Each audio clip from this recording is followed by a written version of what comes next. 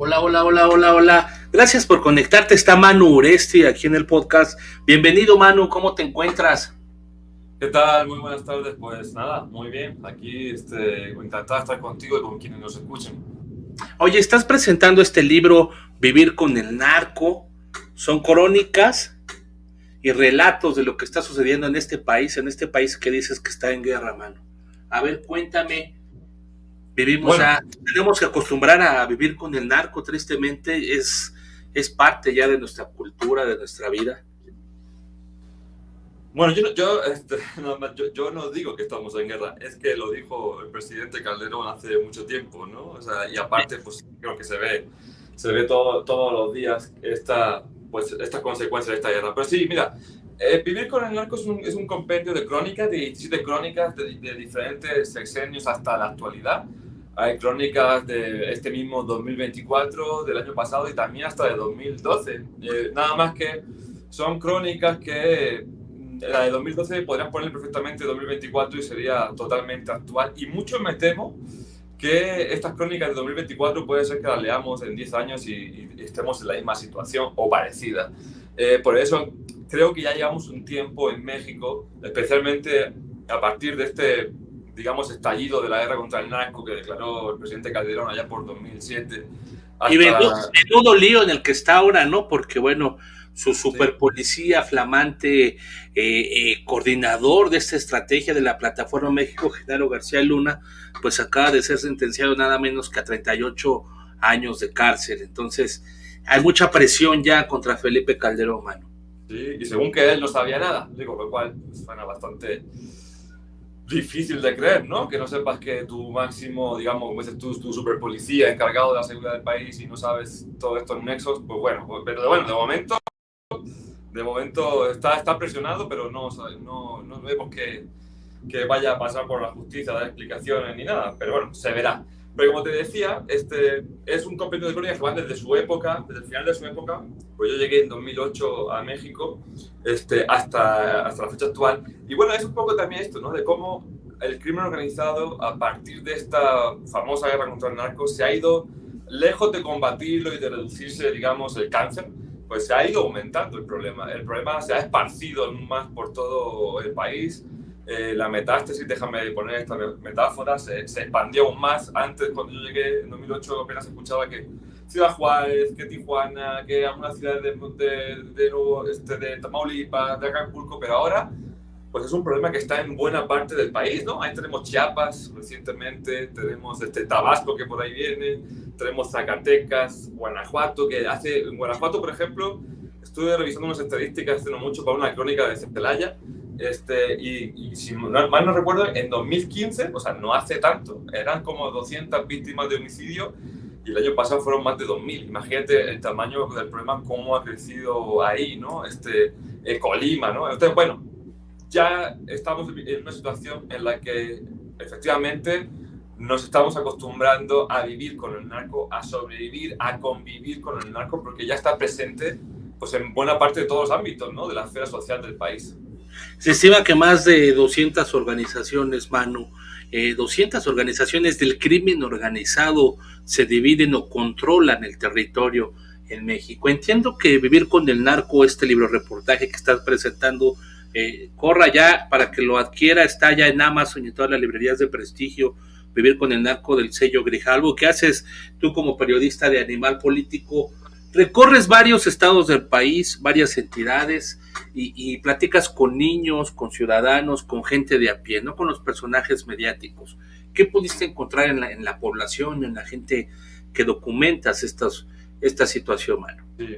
Sí, pues como bien dices, Manuel, este libro va al detalle, ¿no? Va a contarte el detalle de qué es esto de la guerra contra el narco. Bueno, pues en este libro las víctimas te cuentan, ¿no? Y hay, como dices, de diferentes partes del país, de la frontera norte, de la frontera sur, de Guerrero, en fin, de múltiples partes del país, porque busca ser un mosaico de voces que no solamente sea de una parte o de un tipo de víctima, sino que sea, bueno, lo más fidedigno posible el retrato de la situación en el país. Y, por ejemplo, hay crónicas, por ejemplo, hay una que se llama Agarrotazos contra el narco, que, bueno, ahí se ve en la zona de Michoacán, estas comunidades purépechas alrededor de Cherán, que te acuerdas que hubo un levantamiento también ahí de autodefensas hace unos años muy llamativo. En las comunidades de alrededor, pues también hay en Aguachén, por ejemplo, la gente se organizó para expulsar a los partidos políticos y a las policías locales porque entienden que no les protegen, están cansados de esto, y ellos se pusieron a defender los bosques de madereros, sobre todo del crimen organizado, ¿no? De los caballeros templarios,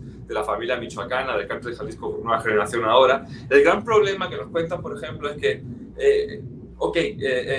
nosotros queremos, como digamos, independizarnos, por así decirlo, aunque siguen siendo parte de México, obviamente, pero expulsan a los partidos, y lo que pasa es que al no haber ayuntamiento, los gobiernos estatales lo que hacen es retener el dinero que les correspondería a estos municipios, incluso que esta figura de autogobierno indígena, de consejo comunal, está reconocido en la Constitución, pero lo que hacen es retener ese dinero para asfixiarlo económicamente, y lo que pasa es que el resultado es que ya estas policías comunitarias que antes contaban con 100 elementos y con personas que iban a defender la comunidad y con patrullas y con todo, ya quedan 4 elementos voluntarios que van al bosque a defenderlo con las palabras y los puños, así me dijeron, ¿no? Y así está expresado en la crónica. Entonces, bueno, esta es una de las temáticas también muy recurrentes en el libro. Hay varias, está el tema de la niñez y la adolescencia, de cómo el crimen organizado está reclutando a nuestra niñez y a nuestra adolescencia para el narco.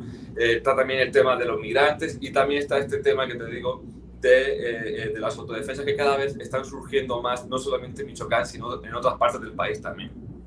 Manu, tú eres un periodista extranjero que llegaste a México, te llamó la atención, querías ser corresponsal de guerra, platicábamos el otro día, y finalmente de corresponsal de guerra llegas a México y te apasiona, te vuelves un informador, un investigador de los temas del crimen organizado. ¿Por qué avanzó tanto en el país? ¿Por qué se enquistó en México? ¿Por qué, digamos, no pasa en China? ¿Por qué no pasa en España? ¿Por qué no pasa en Argentina? ¿Por qué México? ¿Por la cercanía con Estados Unidos o la impunidad que tenemos que permitió que avanzara de esta forma el narcotráfico? Pues seguramente, Manuel, tú ya has dicho muchos factores. Evidentemente, la cercanía o el compartir frontera con Estados Unidos en el norte y también con Centroamérica, y el paso de la droga que viene también del sur, es un elemento, un factor, por supuesto, muy importante, aunque bueno, pues también tienes ahí países como, bueno, mi país natal, ¿no? España también es la puerta de entrada a Europa, de África y de todo esto. Y si bien no voy a decir yo que no hay narcotráfico en España, porque estaré mintiendo, porque sí lo hay, pero es a otra escala mucho menor o muy diferente o muy distinta, digamos que ahí, en este sentido de combate a la delincuencia, creo que sí prevalece más ahí el Estado de Derecho de las fuerzas policíacas. Claro, España es un país que es el Estado de Durango, o sea, es mucho más complicado gobernar un país tan grande y tan vasto como México en territorio y también de habitantes que cualquier país de Europa, ¿no? Pero bueno, yo sí diría que esta cercanía con la frontera, o el compartir frontera con Estados Unidos, el mayor consumidor de droga del mundo, o sea, pues eso ya es un factor clave. Pero luego se mezclan muchos otros factores, como es la pobreza, la desigualdad en México, el tener que intentar frenar este tráfico de drogas hacia el norte también genera que haya muchos intereses de corrupción, de impunidad. Evidentemente el problema de la impunidad es también fundamental en esta ecuación, ¿no? O sea, muchas veces decimos, ¿por qué matan a periodistas? ¿No? Pues porque pueden, ¿no? Porque realmente no va a pasar nada. Bueno, pues ahora extrapólalo a muchos otros ámbitos o sectores, ¿no?, de la población mexicana. Realmente hay niveles de impunidad muy altos. Ahora, con esta nueva reforma judicial que nos están vendiendo como que va a ser la gran solución y que ya los jueces no van a soltar a delincuentes y a criminales, bueno, vamos a ver.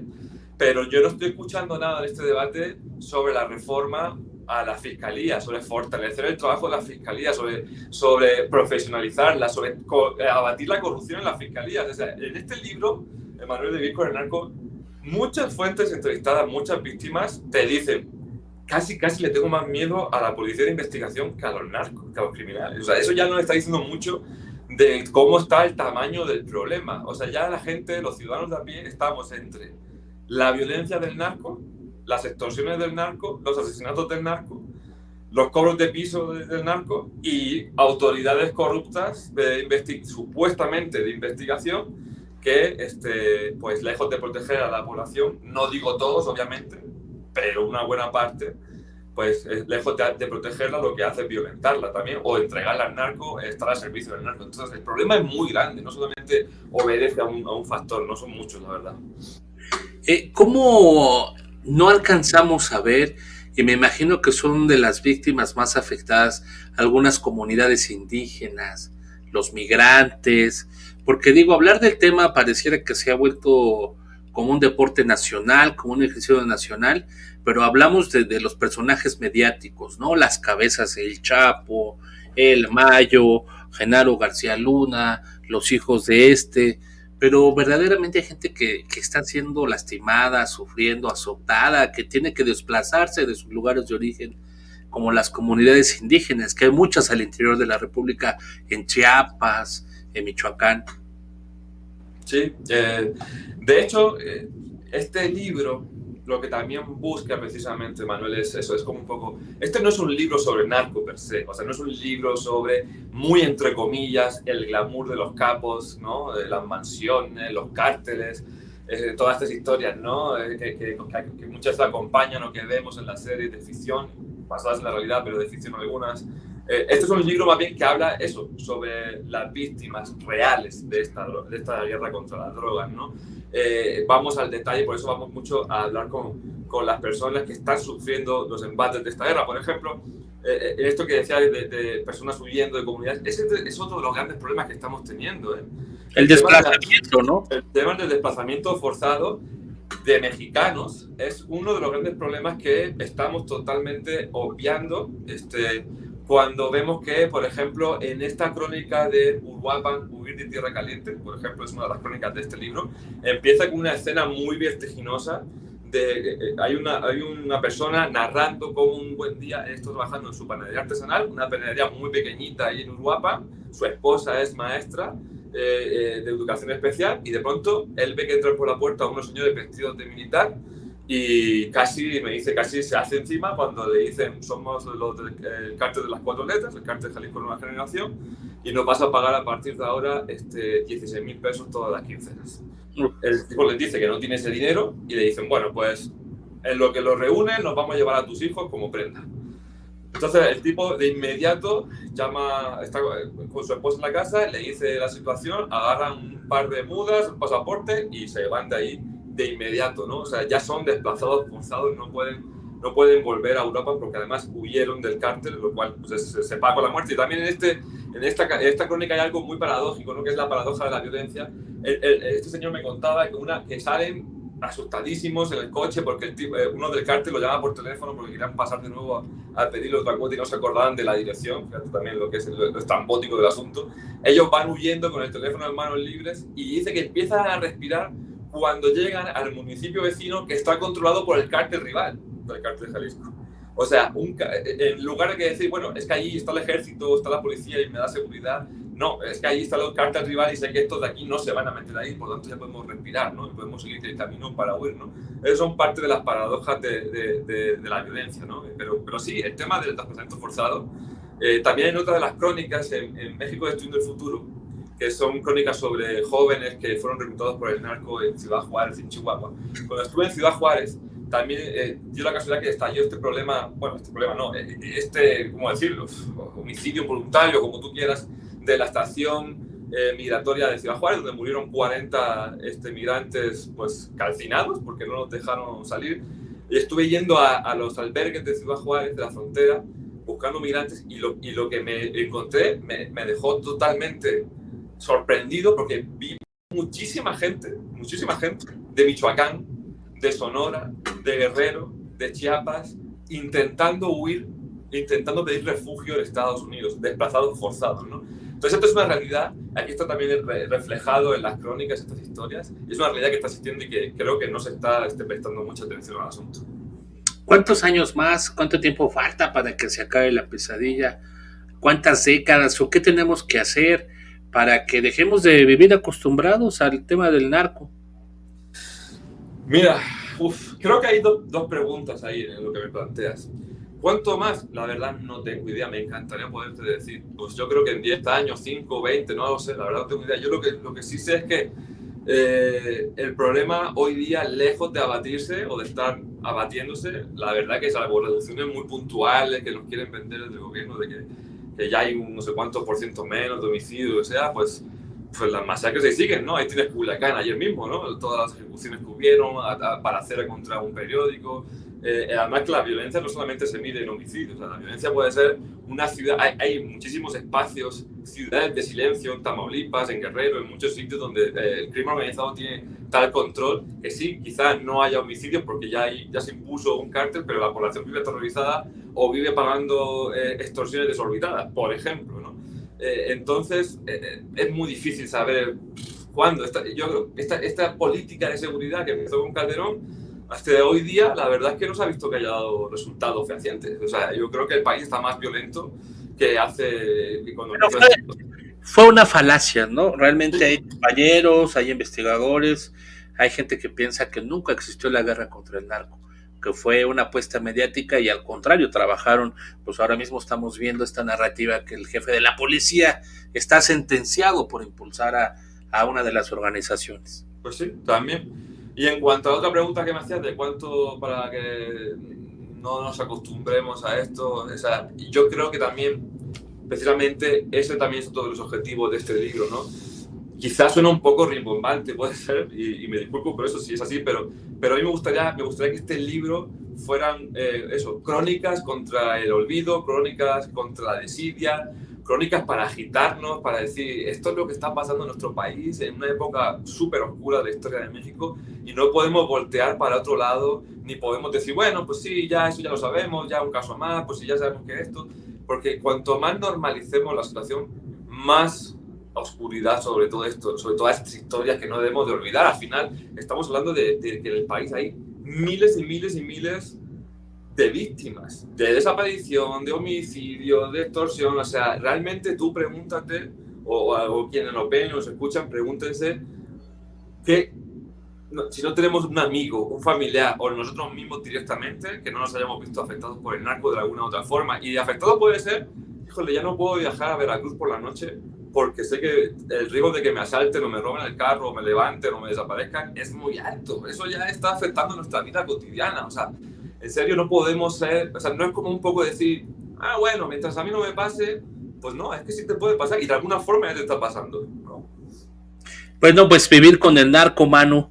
Este libro ya está disponible, lo puedes encontrar en todas las librerías de prestigio, en Amazon, digital, en papel.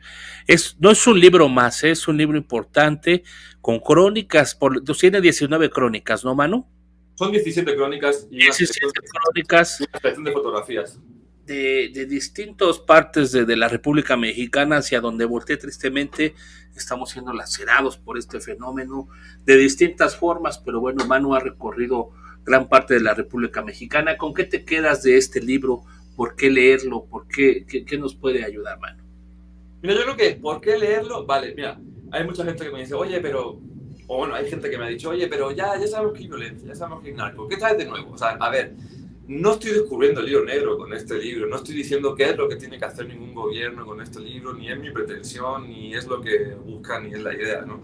La idea es reflejar, a través de un mosaico de historias, uno de los episodios más oscuros de la historia moderna de México y que está sucediendo hoy. O sea, esto no es... Y seguramente va a suceder mañana y pasado y durante todavía un muy buen tiempo, ¿no? Esto es vernos al espejo, vernos al espejo y decir, esto es lo que está sucediendo y dejar constancia, que creo que también es parte fundamental del periodismo. Pero además de eso, a mí lo que me gustaría con este libro y con esta selección de fotografías también es dejar constancia de la capacidad de resiliencia del mexicano, de resistencia, de resistir, ¿no? Hay historias también verdaderamente que te conmueven, como por ejemplo Acapulco, solos ante el huracán del crimen, donde los mismos ciudadanos, hartos de que las autoridades no les den la seguridad que necesitan y que están expensos a los saqueos, a los robos, porque es una ciudad que cuando llega el huracán Otis hace justo un año, está durante los 4 primeros días que parecía una serie de ficción de tipo de Walking Dead, porque no había el personal suficiente, no estaban... Impresionante todo lo que pasó, ¿no? Se llevó todo.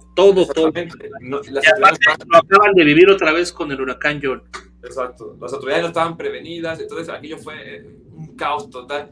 Y la misma ciudadanía se echó la mano, se solidarizó entre ellas, se unieron y hacían rondines por la noche, a pesar de que pues se oían, la verdad, se oían los balazos de las colonias de alrededor, de los narcos, de los halcones, y la gente, a pesar del miedo, ahí está, ¿no? También hay crónicas como Pesadilla en el Oasis, donde muchas personas también anónimas dan todo, dan su vida por ayudar a las personas migrantes. Cuando dicen, no, es que México es un país también xenófobo, no, o sea, digo, sí puede haber, como en todos los lugares del mundo, pero también hay gente que se la rifa por el de enfrente, más allá de que cuál sea su nacionalidad. En fin, es un libro, sí, duro, que te va a generar algo, que te va a impactar, que te va, creo yo también, que conmover, porque son historias realmente muy duras y conmovedoras. Pero es un libro también donde hay espacio para la empatía, para la solidaridad y para ver una lucecita en el túnel. No sé si al final, pero en el túnel ver una lucecita y decir, bueno, no todo está perdido, estamos en una situación muy difícil, estamos viviendo una época muy oscura con este tema del crimen organizado, pero la resistencia, la capacidad de resiliencia, de resistencia y de solidaridad del mexicano también está reflejada en este libro, y eso también creo que es muy importante de destacar. No normalizar esto, no, Manu, no permitir que avance más como si fuera tan común, no normalizar lo que ya es normal en este país. Te mando un abrazo fuerte, Manu Oreste, y bueno, pues la invitación a todos a que lean este trabajo de Manu, este periodista español que está haciendo este gran libro. Muchas gracias, Manu. Muchas gracias, Manuel, un saludo. Te mando un abrazo fuerte, ¿eh? Gracias, gracias, gracias.